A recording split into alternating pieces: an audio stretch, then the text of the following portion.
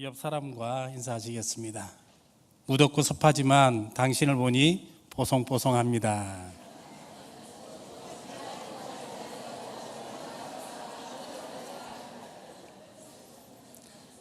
우리나라의 이 복권에 두 가지 역사가 있는데요. 하나 대표적인 게 뭐냐면은 1969년 9월 15일 시작된 이 복권이 하나가 있습니다. 아마 딱 이 시간대인데요. 준비하시고 쏘세요 하는 주택복권이 이때 시작이 되어졌습니다. 그러다가 2002년도 들어서서요. 12월 2일이었습니다. 인생 역전이다라고 하는 그런 슬로건을 내걸고 로또 복권이 나왔습니다. 로또 복권 발매 초기에 아마 그 복권 한번 사려고 이 은행 앞에 장사진을 쳤던 것 아마 대부분 기억하실 줄로 압니다. 이 로또 복권에 당첨이 되면 이 당첨된 사실을 누구에게 제일 먼저 알리겠는가라고 하는 이 질문으로 조사를 한 적이 있었습니다. 놀랍게도 대부분의 응답자가 뭐라고 대답을 했느냐면요, 아무에게도 알리지 않고 혼자만의 비밀로 하겠다라고 하는 것이 최고로 많이 나왔습니다. 두 번째 조사 내용은요, 당첨금으로 무엇을 하겠느냐라고 질문을 하니까 제일 많이 대답한 것은 빚을 갚겠다, 그렇게 나왔습니다. 이 땅에서 이 복권을 시작한 이유가 아마 여러분들 믿지는 않겠지만 이 저소득층 주거안정 사업의 일환으로 복권이 나왔습니다. 그러나 돌아온 대답을 살펴보면 소득과 주거 여부와는 상관없이 아무도 모르게 나 혼자만 살겠다라고 하는 것으로 결론 지어졌던 것을 우리는 잘 알고 있습니다. 우리는 이 예상치 않게 재물을 얻었을 때에 이를 두고 횡재했다라고 이야기를 하고, 또 한편으로는 로또 맞았다 그렇게 이야기를 합니다. 그런데 이 꿈에 그리던 로또를 맞았음에도 불구하고 그 결과가 어떻게 되었습니까? 모르긴 해도 언론에 소개된 이 로또 맞은 사람들의 대부분은요, 그 삶이 이전보다 행복해졌다기보다는 오히려 이 폐가 망신한 경우를 우리는 더 많이 봐왔습니다. 왜 그렇습니까? 왜 이렇게 되었습니까? 그 주된 이유가 절제하지 못했기 때문입니다. 보다 근원적으로 살펴보면요, 그것을 어디에 써야 할지, 어떻게 활용해야 될지 아무 생각이 없었기 때문이었습니다. 그렇게 막 살다가 자신에게 주어진 돈이 있으니까 막 흥청망청 쓰다가 보니까 어느 날 정신을 한번 차린 거예요. 그런데 그 순간 자기 자신은요, 빈털터리가 되어 있는 자신을 발견하게 되었습니다. 자, 그렇다라고 한다면 이제부터라도 좀 어떻게 정신 차리고 열심히 살아야 하는데, 열심히 살기보다는요, 그 옛날에 횡재를 바라고 일보다는 운을 바라기 때문에 다시는 정상인의 삶을 살 수가 없게 되는 것이었습니다.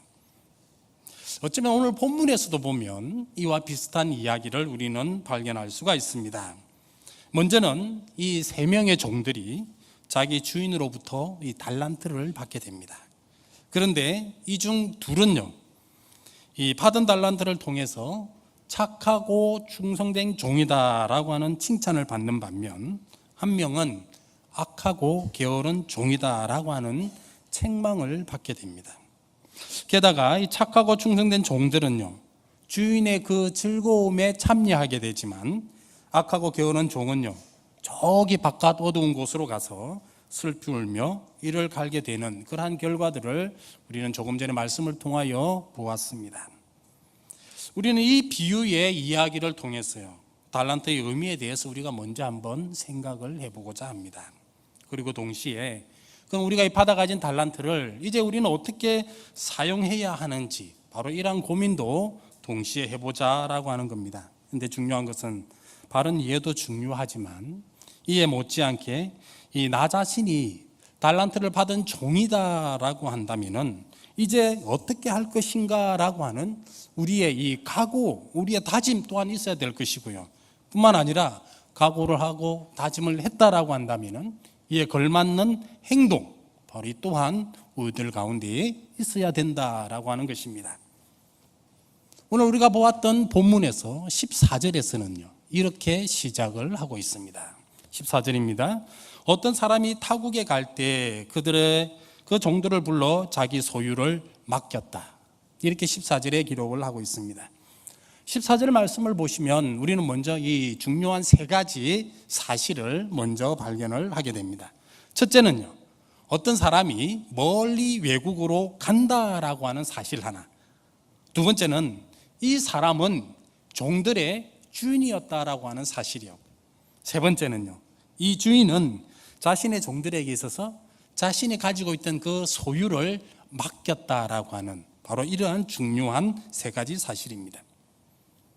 주인이 종들을 떠나서 멀리 외국으로 간다라고 하는 이것은 종들에게 있어서는 한편으로 어떠한 기분과 생각이 들겠습니까? 야, 주인이 없으니까 이제 완전한 자유가 우리들 앞에 있다라고 하는 겁니다. 주인이 종들로부터 떠나갔으므로 종들은 더 이상 주인의 눈치를 보지 않아도 된다라고 하는 겁니다. 이제 주인이 없으므로 종들에게는 무엇인가 자기 계획대로 할 수 있는, 평소에 자기가 생각했던 대로 살아갈 수 있는, 자기 마음대로 할 수 있는 그러한 여건들과 환경이 조성되었다라고 하는 겁니다. 게다가 이 주인은 이 종들에게 자신의 소유를 맡겼습니다. 이 맡겼다라고 하는 이 말에는요, 사실 히브리인들만의 숨은 정서가 그 가운데에 들어가 있습니다. 이 정서라고 하는 것이 사실 겉으로 드러난 글만을 통해 가지고 우리는 알 수가 없습니다. 우리들에게도요, 한국 사람에게도 외국인들이 알 수 없는 우리들만의 정서가 있습니다. 예를 들어서 우리가 잘 알고 있는 아리랑이 있습니다. 그죠? 아리랑 이 노래를 통해서 우리는 어떤 정서가 있느냐면요, 나를 버리고 가시는, 나를 무자비하게 이렇게 버리고 가시는 님이 그 결과가 어떻게 되느냐라고 하는 것이죠. 이것은 우리들만 아는 겁니다. 어떻게 알고 있습니까?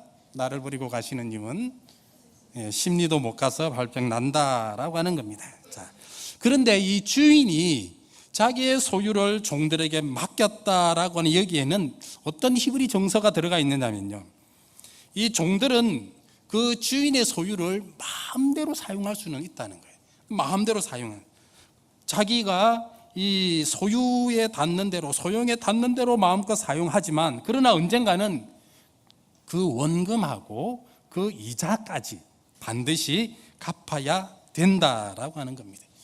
어쩌면 우리는 오늘 이 14절 말씀만 충분히 이해를 하셔도 주인이 왜 달란트를 땅에 묻었다가 가져온 종에 대해서는 그토록 책망하시는가라고 하는 그 깊은 이해를 충분히 되실 줄로 압니다. 뿐만 아니라 15절에 보니까 주인이 이 종들에게 이제는 달란트를 맡겼다라고 했는데요, 이 어떻게 맡겼느냐면은 재능에 따라서 맡겼다라고 하는 것이고, 그리고 또 하나, 맡김과 동시에 주인은 떠나갔다라고 하는 겁니다. 달란트 비유에 있어서 우리가 가장 오해하고 있는 부분이 어쩌면 15절인 것 같습니다. 달란트가 과연 얼마인가? 그 달란트가 과연 어떠한가라고 하는 것입니다. 5달란트, 2달란트, 1달란트 이렇게 이야기를 하니까 뭐 별것 아니지 않느냐, 그렇게 우리는 생각을 많이 할 수도 있습니다. 그도 그럴 것이요, 여태껏 우리는 이 본문 가운데서 사실 관심사가 무엇이었느냐면은 무엇을 남겼느냐 남기지 않았느냐, 칭찬을 받았느냐 받지 않았느냐, 여기에만 관심을 두었기 때문에 정작 그 달란트에 관해서 우리는 조금 소홀히 했던 그런 면도 없잖아 있다는 겁니다. 그런데 그 달란트가 얼마냐, 소위 말해 요즘 시세로 얼마나 가느냐라고 하는 것도 중요합니다. 그래야만 정말 우리들에게 주신 이 달란트가 얼마나 소중한 것인지, 얼마나 귀중한 것인지 그것 또한 알 수 있다라고 하는 것이고요. 뿐만 아니라 이렇게 귀중한 걸 줬는데 이 종이 그걸 그냥 땅에 묻어두고만 살아갔다라고 했을 때 왜 주인이 이 종에게 책망할 수밖에 없었느냐라고 하는 바로 그러한 분명한 이해가 우리들에게 가능하기 때문입니다. 이 달란트라고 하는 것은 금이나 은의 무게를 일컫는 말입니다. 당신은 이 은을 위주로 하는 사회였기 때문에 아마 은의 무게로 생각을 해볼 수가 있겠습니다. 우리말 성경에서 보시면 금 달란트를 주었다라고 이야기를 하고 있는데, 사실 이 원문에는 금이라고 하는 그런 글자가 없습니다. 뿐만 아니라 이 은 위주로 살아가는 그 사회였기 때문에 이것을 단적으로 우리들에게 보여주고 있는 하나의 결정적 사건이 하나가 있습니다. 그게 뭐냐면은 가룟유다가 예수님을 팔 때 장면입니다. 가룟유다가 예수님을 얼마에 팔았습니까? 그냥 30이 아니고 은 30이었습니다. 자, 아무리 예수님의 몸값이 없다고 그래도 우리들 생각으로는요, 은 30에 팔려서는 안 되죠. 최소한 금 30 정도는 돼야 되는데 그 당시 은이 더 귀하고 소중하고 그렇게 취급받던 시대였다라고 하는 것입니다.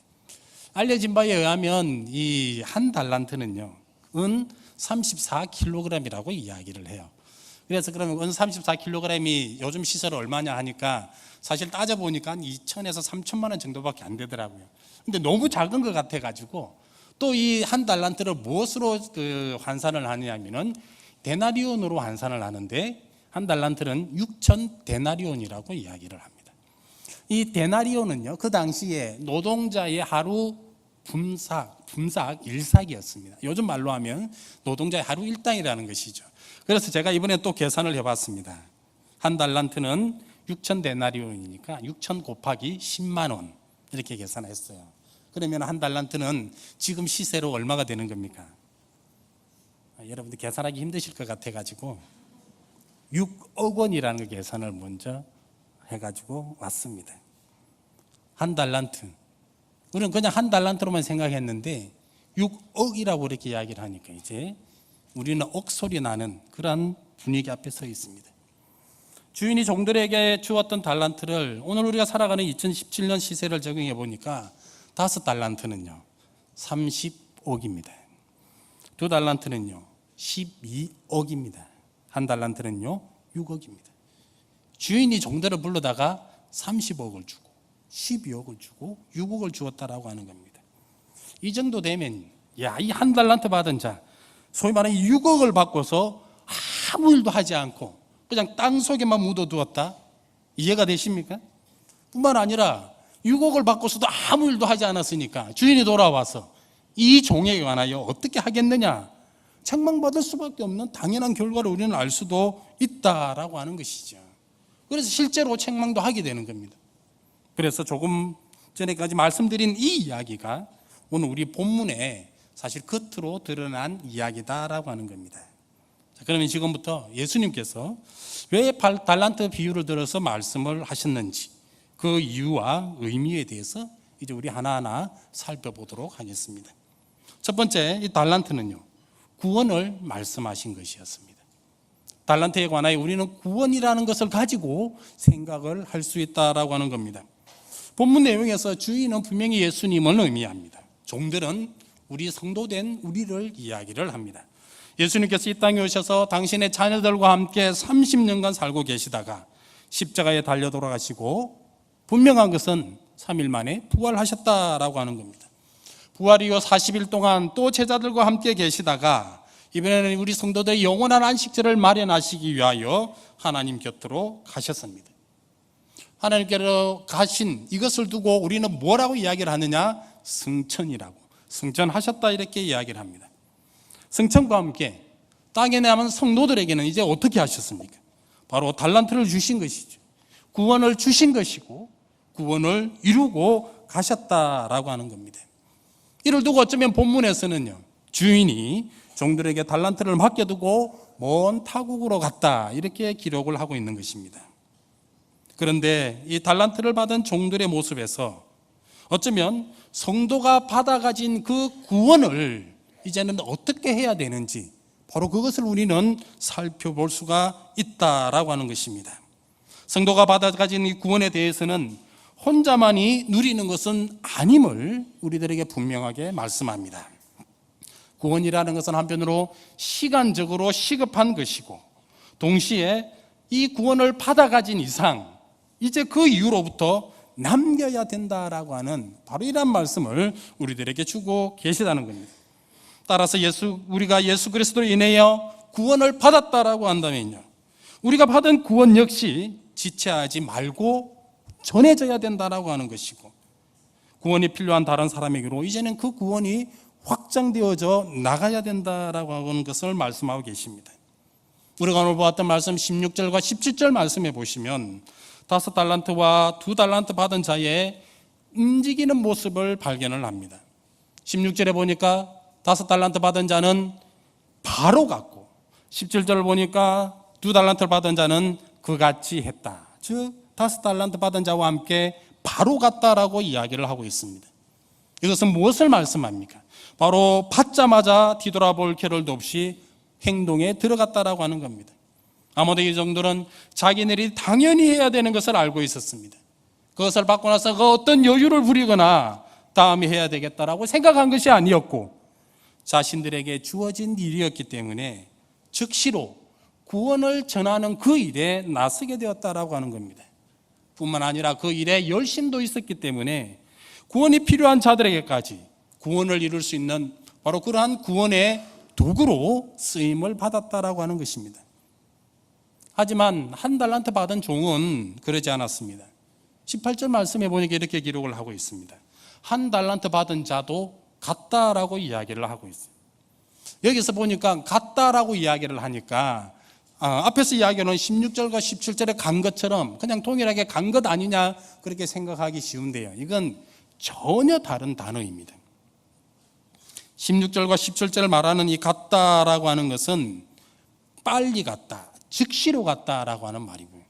1달란트 받은 자의 18절에서 이 받은 자가 갔다라고 하는 것은 그 자리로부터 벗어나서 다른 데로 갔다라고 하는 것입니다. 즉시로 가는 자와 그 자리를 벗어나는 자의 모습이 이렇게 달라지고 있다라고 하는 겁니다. 이렇게 받은 이후로부터의 모습이 달라지니까 어디에까지 달라지게 되었느냐? 바로 결과까지 달라지게 되었습니다. 남들은 최소한 자기가 받은 정도를 남겼다라고 한다면은 이 종은 남기지도 못했고, 결국 무엇만 남아 있느냐? 부끄러운 자기 자신의 모습만을 발견할 수밖에 없었습니다. 모두에게, 그리고 차별 없이 달란트를 나누어 주었지만, 즉 모두에게 차별 없이 구원이 주어졌지만, 이 종은, 1달란트 받은 종은 어쩌면 어찌어찌 해가지고 그 구원을 받았을 줄은 모르겠지만 자기에게 맡겨진 일, 바로 구원을 이룸에 있어서는 아무 역할도 하지 못했다라고 하는 것입니다.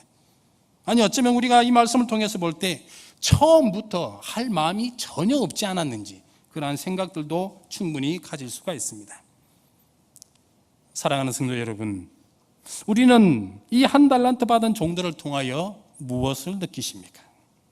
과연 누구의 모습이라고 생각하고 계십니까?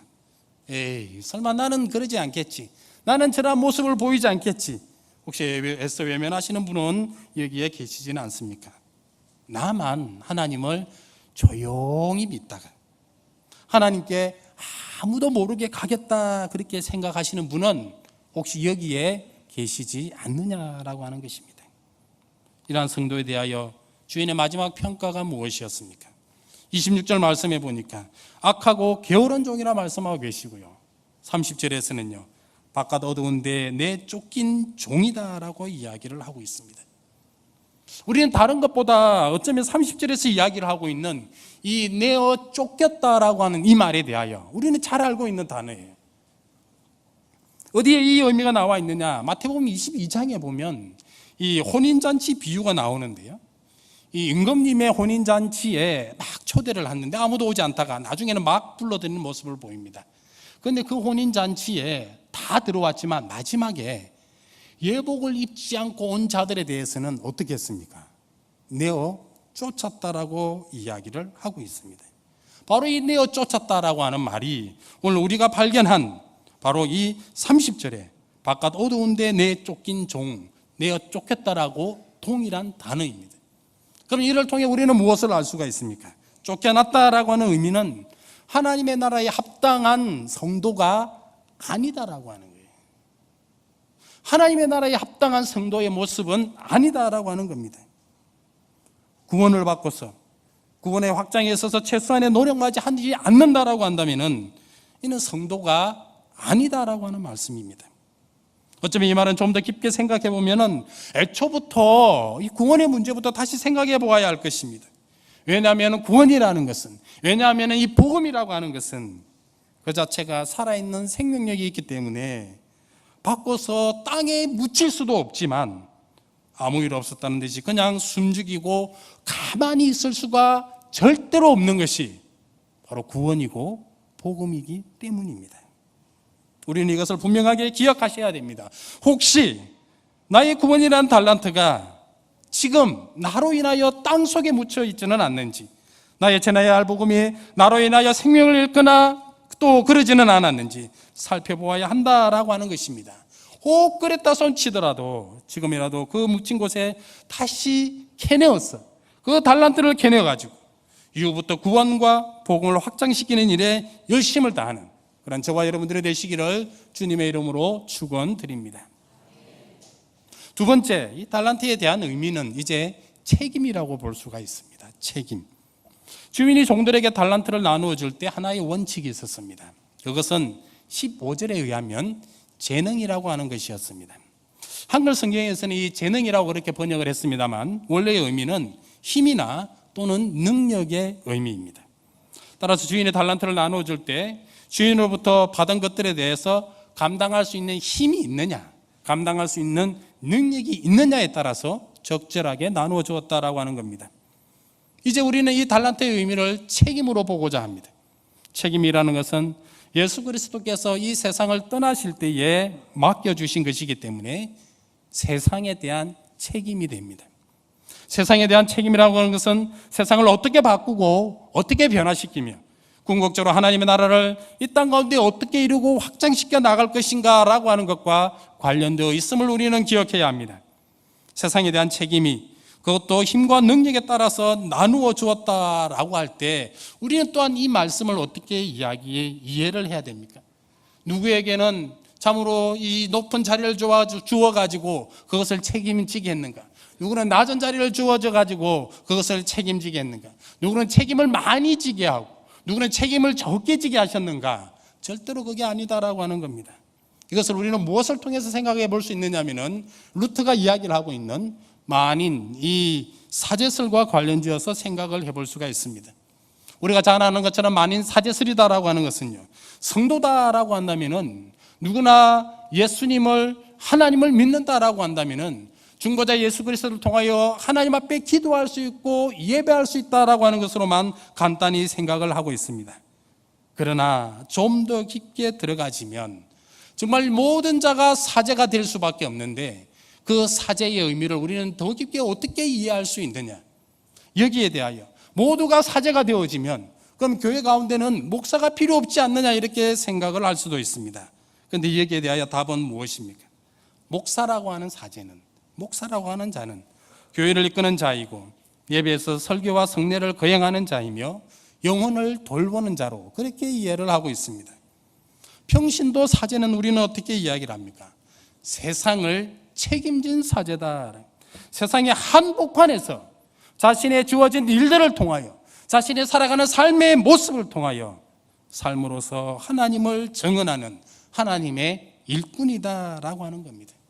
어쩌면 하나님께서 이 세상 가운데 똑같은 사람으로 만들어주시고 그러나 그 하는 역할들만 다르게 하셨을 뿐이다라고 하는 겁니다. 동일한 것은 모든 인간에게 동일한 책임을 나누어 주셨다.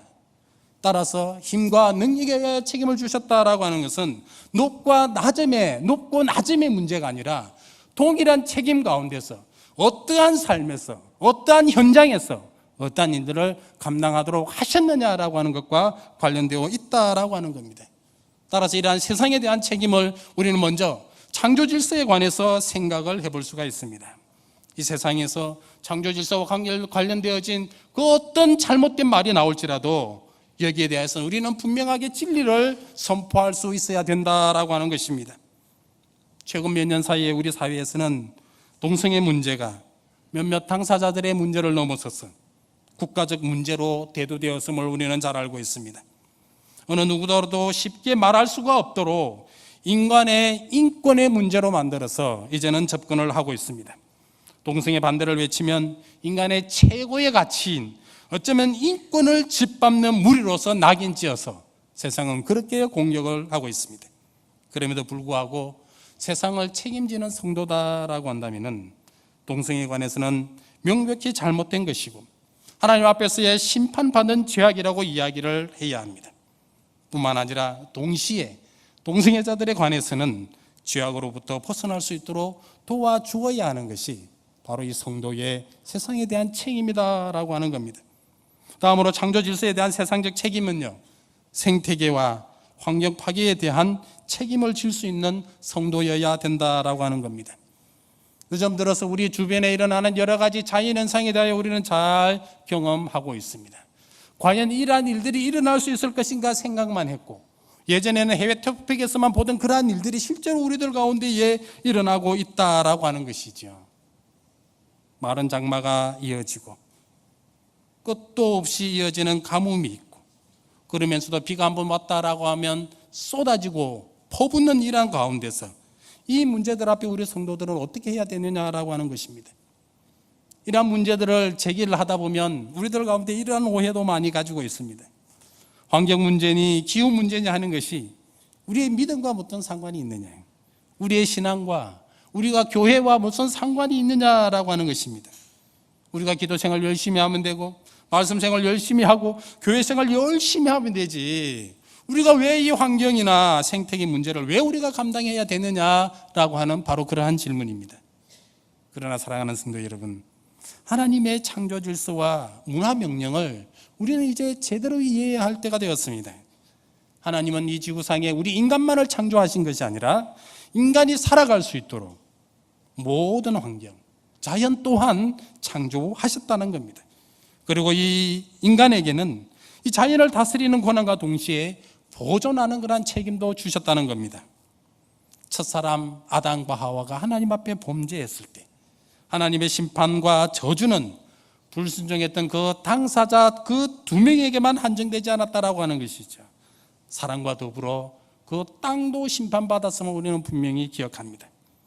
이스라엘 백성들이 하나님 앞에서 불순종했을 때에 이들을 향한 심판이 요즘 우리가 보고 있는 이 예레미야서에서는 무엇이라고 말씀하고 계십니까? 기근과 연병과 전쟁으로 나타났습니다. 이 심판의 내용을 다시 한번 들여다보십시오. 먼저는 어쩌면 이 심판의 내용들이 인간으로 하여금 죽음에 이르도록 하는 그러한 심판이었지만 동시에 자연 또한 심판받게 되는 모습 아니겠습니까?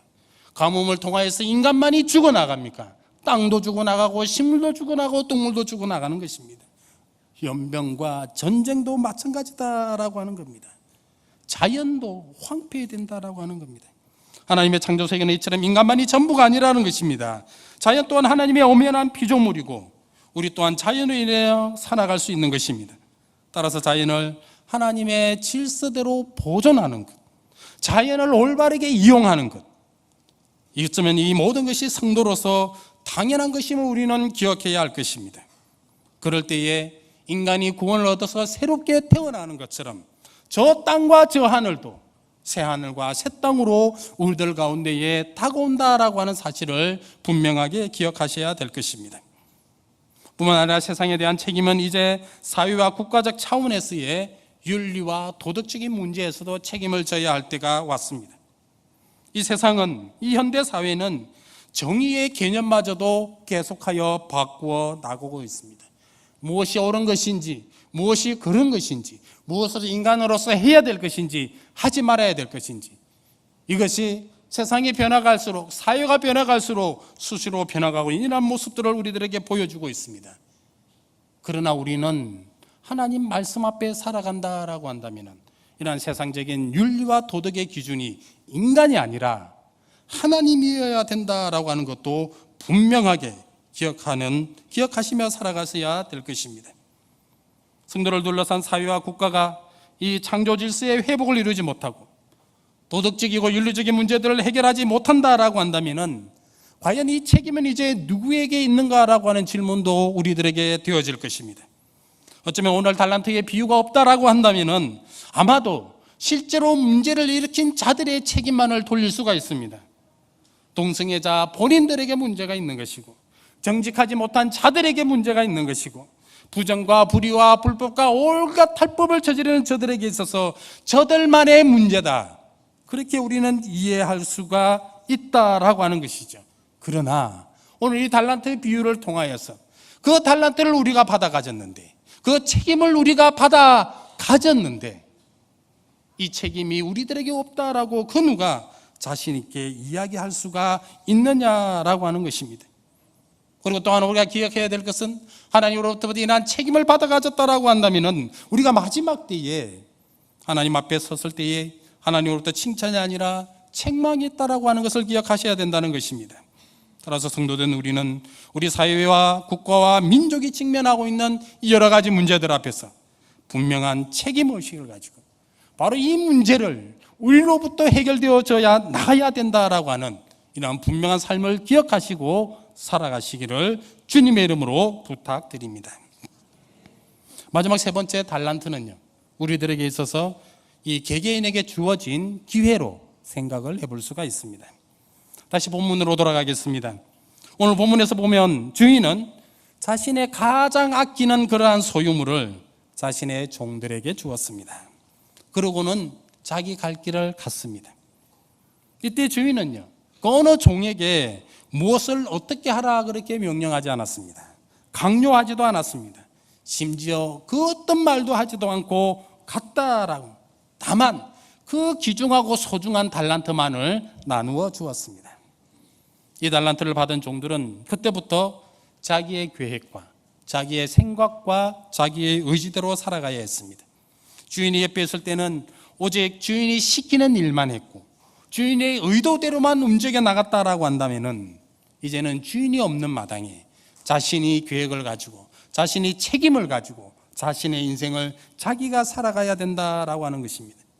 자신에게 주어진 이 기회에 대하여 두 종은요, 장사를 했다라고 이야기를 하고 있습니다. 오늘 16절 말씀해 보니까 장사했다라고 하는 이 말은 좀 더 자세히 살펴보면 한편으로 일을 했다라고 하는 그러한 의미도 가지고 있습니다. 장사뿐만 아니라 그 무엇인가 자신에게 주어진 그 임무를 수행하기 위하여 이마에 땀을 흘리며 노력했다라고 하는 것입니다. 그 결과 그들이 노력한 그 정도, 그만큼의 대가를 굳었다라고 하는 것을 우리는 볼 수가 있습니다. 또 하나 이들이 유언을 남길 수 있었던 것은 어디에 이유가 있습니까? 자신들에게 달란트를 나누어준 그 주인의 심정을 이해했다라고 하는 것이죠. 원금과 더불어 이자를 찾을 거라고 하는 그 주인의 분명한 심정을 이해했다는 것입니다. 그리고 이것이 자기에게 주어진 기회임을 알고 이들은 열심히 일을 했습니다. 여기에는 누가 본다고 해서 일을 하고 누가 보지 않는다고 해서 일을 대충대충 하는 그러한 심정이 아니고 단지 자기 앞에 놓여진 일이었기 때문에, 자기의 일이었기 때문에 열심을 다했다라고 하는 것입니다. 그래서 이처럼 열심히 일한 종들 앞에 주인의 평가를 우리는 발견합니다. 그것이 21절과 23절에 나와 있습니다.